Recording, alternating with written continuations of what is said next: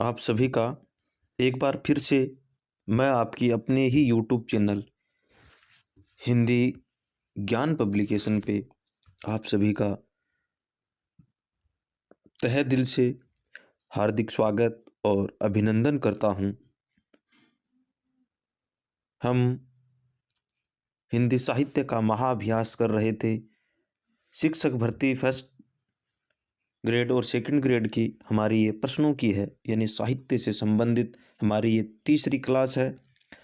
ऐसे प्रश्न जो विभिन्न परीक्षाओं में आते रहते हैं, आए हुए हैं और आने की संभावना, यानी एक एक लाइन से वन लाइनर क्वेश्चन है, वो आप सभी के सामने लेके हाजिर हूँ। ये क्लास एक सिलेक्शन वाली क्लास रहने वाली है और ये हमारे द्वारा बनाए गए क्वेश्चन आपको करवाए जा रहे हैं और आपके यूट्यूब चैनल हिंदी ज्ञान पब्लिकेशन पे आप सभी को मिलने वाले हैं।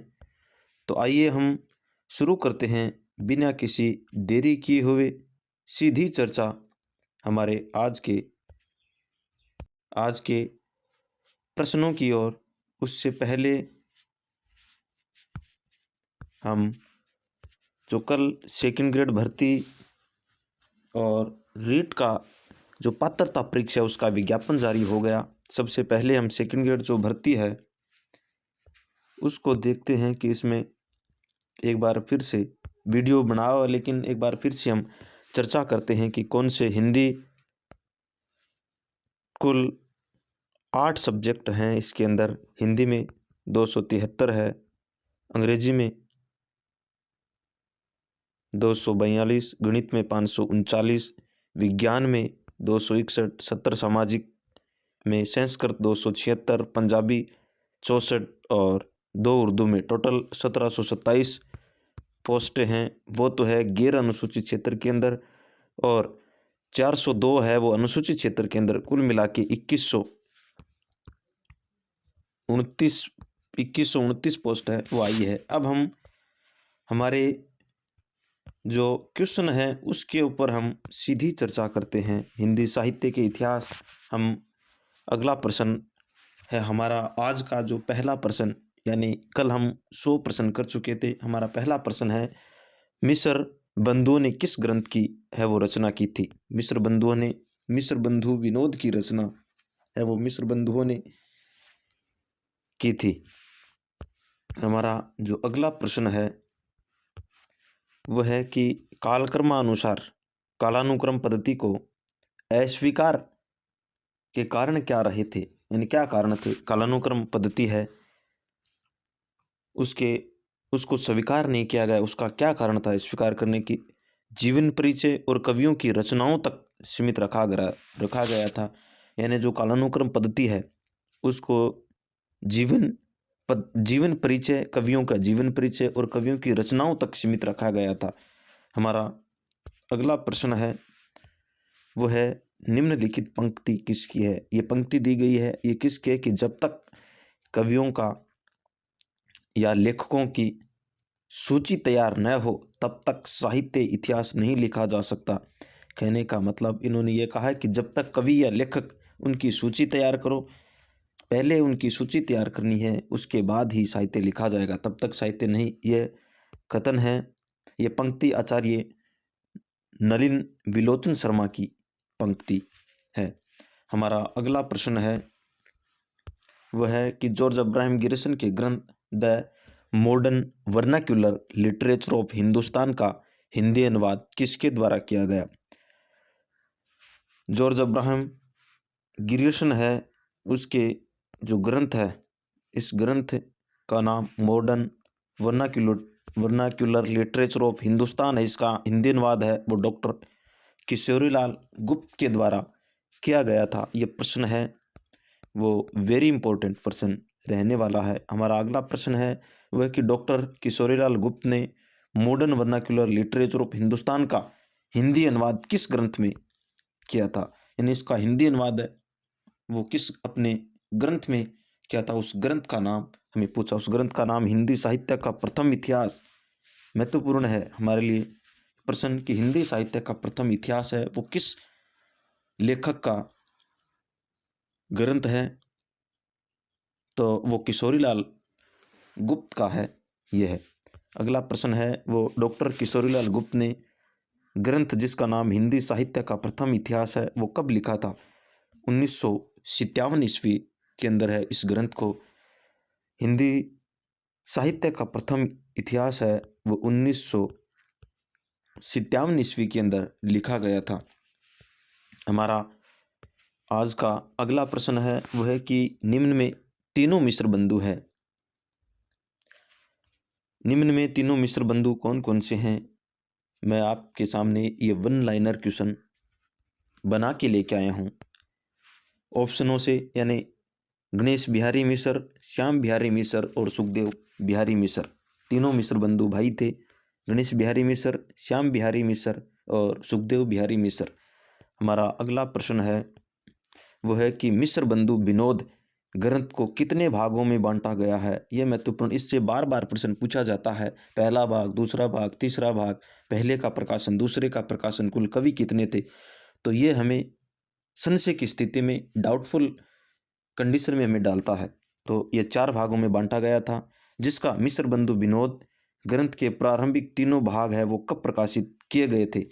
प्रारंभिक यानी मिश्र बंधु विनोद ग्रंथ है, इसके कुल 2 बार प्रकाशित हुआ था 4 भागों में। पहला भाग है इसका, पहला भाग है वो 1913 में और दूसरा भाग है वो 1934 में प्रकाशित किया गया था।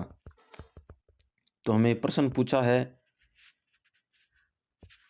कि इसका जो पहला भाग है, पहले भाग के तीनों भाग, ग्रंथ के तीनों भाग कब प्रकाशित हुए थे? 1913 ईस्वी में।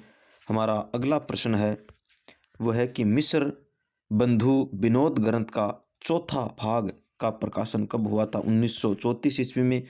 हमने ये चर्चा कर ली। पहला जो तीनों, सबसे पहले 3 भाग प्रकाशित हुए थे 1913 में, और उसके बाद चौथा भाग है वो 1934 में प्रकाशित हुआ था। हमारा अगला प्रश्न है वो है कि मिश्र बंधु विनोद ग्रंथ में कुल कितने कवि हैं? यानी इसके अंदर कुल कितने कवि थे? 4591 कवि, लगभग 5000 कवि है वो माने जाते हैं। इसमें लगभग 5000 कवि वो माने जाते हैं।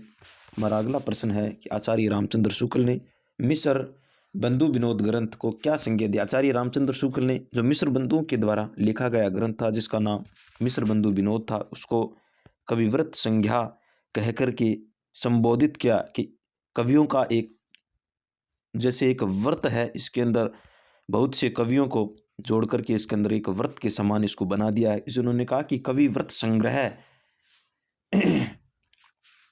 हमारा अगला प्रश्न है वो है किशोरीलाल गुप्त ने अपने ग्रंथ हिंदी साहित्य का प्रथम इतिहास का प्रकाशन कब एवं किस नाम से किया था? यानी किशोरीलाल गुप्त ने अपने ग्रंथ हिंदी साहित्य का प्रथम इतिहास का प्रकाशन और कब, किस नाम से, कब और कब किया था? ये महत्वपूर्ण प्रश्न है, हमारे लिए इम्पोर्टेंट प्रश्न है। 1888 ईस्वी के अंदर एशियाटिक सोसाइटी ऑफ बंगाल की पत्रिका के विशेषांक के रूप में इसको प्रकाशित किया गया था। कब हुआ था? 1888 में। कहाँ से हुआ था?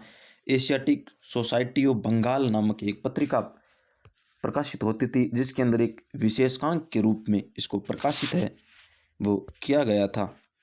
हमारा ये प्रश्न है, ये बहुत ही महत्वपूर्ण है, हमारे लिए इम्पोर्टेंट प्रश्न है ये। हमारा अगला प्रश्न है वो है कि निम्नलिखित में से वे कवि कौन हैं जिन्होंने वैज्ञानिक पद्धति दी थी? यानी इनमें से कौन से कवि हैं जिन्होंने वैज्ञानिक पद्धति है वो दी थी? गणपति चंद्र गुप्त और हजारी प्रसाद द्विवेदी। गणपति चंद्र गुप्त और हजारी प्रसाद द्विवेदी ने वैज्ञानिक पद्धति को दिया था। हमारा अगला प्रश्न है वो है कि कार्ल मार्क्स के द्वंद्वात्मक भौतिकवाद कौन सी पद्धति है? ये वेरी इंपॉर्टेंट प्रश्न है, बहुत ही महत्वपूर्ण प्रश्न है कि कार्ल मार्क्स के द्वंद्वात्मक भौतिकवाद से कौन सी पद्धति है वो दी गई थी, वो वैज्ञानिक पद्धति है वो दी गई थी। हमारा अगला प्रश्न है वह है कि किस पद्धति को आधार मानकर गणपति चंद्र गुप्त जी ने हिंदी साहित्य का वैज्ञानिक इतिहास लिखा था? यह पूर्व में आया हुआ प्रश्न है और वेरी इंपॉर्टेंट प्रश्न है। किस पद्धति को आधार मान करके गणपति चंद्र गुप्त ने अपने ग्रंथ, जिसका नाम हिंदी साहित्य का वैज्ञानिक इतिहास है, लिखा था? वैज्ञानिक पद्धति, हमें वैज्ञानिक इतिहास के नाम से हमें याद कर लेना है कि वैज्ञानिक पद्धति थी जिससे आधार मानकर इन्होंने लिखा और अपने ग्रंथ का नाम ही हिंदी साहित्य का वैज्ञानिक इतिहास कर दिया था। हिंदी साहित्य का वैज्ञानिक इतिहास है वो इन्होंने कर दिया था। क्या नाम कर दिया था? हिंदी साहित्य का वैज्ञानिक है वो इतिहास नाम है वो कर दिया था। हमारा अगला प्रश्न है वह है कि गणपति चंद्र गुप्त जी के ग्रंथ का नाम क्या नाम है? हिंदी साहित्य का वैज्ञानिक इतिहास। विधेयवादी पद्धति किसके द्वारा दी गई थी? विधेयवादी पद्धति है इपालित एडोल्फ तेन और आचार्य रामचंद्र शुक्ल जी के द्वारा विधेयवादी पद्धति दी गई थी। हमारा अगला प्रश्न है वह है कि विधेयवादी पद्धति में किन किन को आधार बनाया गया था? यानी विधेयवादी जो पद्धति है उसके अंदर किन किन को आधार बनाया गया था? कालक्रम के साथ साथ शिल्पगत और भावगत, ये दो शब्द है ये पूछे जाते हैं। एक तो शिल्पगत को, एक भावगत है, इनको आधार मान करके है वो बनाया गया था। हमारा अगला प्रश्न है वह है कि विधेयवादी पद्धति में कौन से कथन है विधेयवादी पद्धति से संबंधित, यानी कौन से कथन है वो सत्य है? पहला है वो संपूर्ण विश्व में इस पद्धति के प्रथम प्रयोगकर्ता तेन महोदय माने जाते हैं। संपूर्ण विश्व की हम बात करें तो इसके अंदर पद्धति के जो प्रयोगकर्ता है सबसे पहले वो तेन महोदय को माना जाता है। बिल्कुल सही है। हमारा अगला प्रश्न है, अगला बिंदु है वो कि हिंदी साहित्य इतिहास में आचार्य रामचंद्र शुक्ल ने इसी पद्धति का प्रयोग किया। अपना जो इतिहास लिखा था उसके अंदर इसी पद्धति का प्रयोग किया आचार्य रामचंद्र शुक्ल ने, यह भी सही है। हमारा तीसरा ऑप्शन है वह है कि यह पद्धति सबसे महत्वपूर्ण और साहित्य लेखन की सर्वश्रेष्ठ पद्धति है वो विधेयवादी पद्धति मानी जाती है, यह भी हमारा सही है। तेन महोदय ने इस पद्धति को 3 शब्दों से स्पष्ट किया था। 3 शब्दों कौन कौन से थे? अभी देखा था कालक्रम के साथ शिल्पगत। तेन महोदय ने इस पद्धति को 3 शब्दों से है वो कौन कौन से थे? जाति है, वातावरण, रक्षण। एक तो जाति था और एक वातावरण था और एक अक्षण, ये तीनों शब्द थे। इसका मतलब उपयुक्त सभी है वो सही है, चारों के चारों ऑप्शन हैं वो सही है। हमारा अगला प्रश्न है वो है कि तेन महोदय ने विधेयवादी पद्धति को किन 3 शब्द, ये आ ही गया कि तीनों कौन कौन से थे? जाति है, वातावरण है, रक्षण, तीनों शब्द थे, जाति, वातावरण और रक्षण। हमारा अगला प्रश्न है वह है कि किस पद्धति में साहित्य इतिहास का विश्लेषण युगीन परिस्थितियों के संदर्भ में किया जाता है? यानी वह कौन सी पद्धति है जिसके अंदर साहित्य इतिहास का विश्लेषण है वो युगीन परिस्थितियों के संदर्भ में वो किया जाता है? तो विधेयवादी पद्धति है, इसके अंदर साहित्य इतिहास का विश्लेषण है वो युगीन की परिस्थितियों को देखते हुए उसके संदर्भ में इसका है वो विश्लेषण है वो किया जाता है। हमारा अगला प्रश्न है कि विधेयवादी पद्धति का सर्वप्रथम प्रयोग किसके द्वारा है वो किया गया था? विधेयवादी पद्धति का प्रयोग सबसे पहले आचार्य रामचंद्र शुक्ल ने है वो किया था। इम्पोर्टेंट प्रश्न है हमारे लिए कि विधेयवादी पद्धति है इसका प्रयोग सबसे पहले किसने किया था? आचार्य रामचंद्र शुक्ल ने। अगला प्रश्न है कि आचार्य रामचंद्र शुक्ल के बाद विधेयवादी पद्धति को आगे किसने बढ़ाया था? हम हिंदी साहित्य की बात कर रहे हैं। हिंदी साहित्य में सबसे पहले किसने प्रयोग किया था? तो राम स्वरूप चतुर्वेदी और डॉक्टर बच्चन जी हैं वो आचार्य रामचंद्र शुक्ल के बाद हैं वो इन्होंने आगे बढ़ाया था। सबसे पहले आचार्य रामचंद्र शुक्ल ने प्रयोग किया, उसके बाद इसको आगे बढ़ाने का काम है वो राम स्वरूप चतुर्वेदी और डॉक्टर बच्चन जी ने किया था। हमारा अगला प्रश्न है वह है कि यह परिभाषा किसकी है? यह महत्वपूर्ण है प्रश्न है। यह परिभाषा किसकी है कि कवि का काम यदि दुनिया में ईश्वर के कामों को न्यायोचित ठहराना है तो साहित्य का काम है कि कवि के कामों को साहित्य इतिहास का विकास प्रक्रिया में न्यायोचित दिखा सकना। वेरी इंपॉर्टेंट परिभाषा है और ये राम स्वरूप चतुर्वेदी के द्वारा दी गई परिभाषा है। हमारा अगला प्रश्न है वो है कि निम्नलिखित यह परिभाषा किसके द्वारा या किसने दी है? प्रत्येक देश का साहित्य वहाँ की जनता की चित्तवृत्तियों का संग्रह या प्रतिबिंब करना है। यह आचार्य रामचंद्र शुक्ल की वेरी इंपॉर्टेंट परिभाषा है, बार बार पूछी जाती है। तो ये हमारे लिए बहुत ही महत्वपूर्ण प्रश्न रहने वाला है।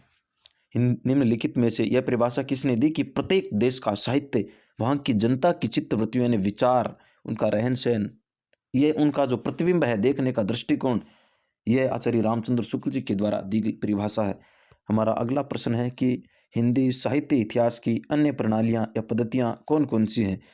इनके अलावा 4 पद्धति थी। इनके अलावा कौन कौन सी? वर्णनानुक्रम पद्धति, विधेयवादी पद्धति और वैज्ञानिक पद्धति। इनके अलावा और कौन कौन सी पद्धतियाँ हैं? तो नारीवादी पद्धति, समाजशास्त्रीय पद्धति, रूढ़िवादी पद्धति, संरचनावादी पद्धति, उत्तर संरचनावादी पद्धति और आधुनिकतावादी पद्धति। ये इनके अलावा है वो और पद्धतियाँ हैं वो हैं। हमारा अगले जो क्वेश्चन करने वाले हैं वो हिंदी साहित्य की जो पूर्व पीठिका है, हिंदी साहित्य की हम पूर्व पीठिका से ये प्रश्न हैं वो करने वाले हैं कि हिंदी साहित्य पूर्व पीठिका, हम सबसे पहले हमारा जो पूर्व पीठिकाओं से संबंधित प्रश्न है वो है कि 84 वैष्णव की वार्ता के रचनाकार हैं। 84 वैष्णव की वार्ता के रचनाकार कौन है? गोकुलनाथ है। गोकुलनाथ द्वारा रचित 84 वैष्णव की वार्ता का वर्ण विषय है वो क्या रहा है? इन्होंने क्यों लिखा है इसको? तो इसका वर्ण विषय है कि वल्लभाचार्य जी के 84 कृष्ण भक्त कवियों का वर्णन इसके अंदर है। इस रचना के अंदर जो 84 वैष्णव की वार्ता है इसके अंदर वल्लभाचार्य जी के 84 कृष्ण भक्त कवियों का वर्णन है वो किया गया। हमारा अगला प्रश्न है वह है कि 84 वैष्णव की वार्ता वो लिखी कब गई थी? 84 वैष्णव की वार्ता है वो 1568 ईस्वी के अंदर, और इसी के साथ 252 वैष्णव की वार्ता के रचनाकार कौन है? गोकुलनाथ। और कब लिखा था? 1568 में ही इन्होंने 252 वैष्णव की वार्ता है वो लिखा था गोकुलनाथ जी ने। हमारा अगला प्रश्न है कि गोकुलनाथ द्वारा रचित 252 वैष्णव की वार्ता का वर्ण विषय क्या है? उसको जो 84 वैष्णव की वार्ता है वो तो वल्लभाचार्य जी के 84 कृष्ण भक्त कवियों और 252 वैष्णव की वार्ता है उसको विठलनाथ जी की अष्टछाप कृष्ण भक्त कवियों का वर्णन इसके अंदर हमें मिलता है। 8 कवि हैं, उसका वर्णन हमें गोकुलनाथ जी के द्वारा रचित 252 वैष्णव की वार्ता उसके अंदर हमें मिलता है। अष्टछाप की स्थापना है वो कब हुई थी? यानी अष्टछाप 8 कवि उसकी स्थापना 1565 ईस्वी के अंदर, और कहीं हमें दिसंबर 1564 ईस्वी के अंदर भी हमें देखने को मिलती है। हमारा अगला प्रश्न है, दोनों में अगर आती है तो दिसंबर 1564 ईस्वी मान्य होगा, अगर दिसंबर 1564 नहीं है तो 1565 ही सही होगा। हमारा अगला प्रश्न है वह है कि अष्टछाप के कवि में कौन शामिल है? अष्टछाप में कौन कौन से कवि हैं वो शामिल है? सूरदास एवं कुंभनदास, परमानदास एवं कृष्णदास, नंददास एवं चतुर्भुजदास, शीत स्वामी एवं गोविंद स्वामी। सूरदास एवं कुंभनदास, परमानंद दास एवं कृष्णदास, नंददास जी, चतुर्भुजदास, शीत स्वामी, गोविंद स्वामी। पांचों ऑप्शन है उपयुक्त सभी है वो सही है। मैंने पहले की वीडियो में अष्टछाप के जो कवि हैं उनकी ट्रिक भी आपको बताई है। वो ट्रिक थी एस के पी के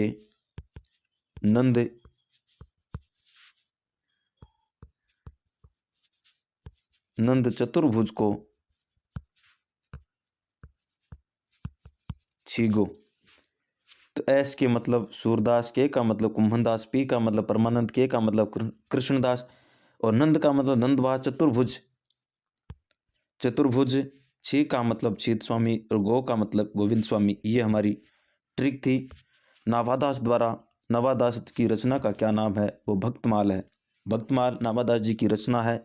ये फर्स्ट ग्रेड 2023 में ये प्रश्न है वो पूछा गया था।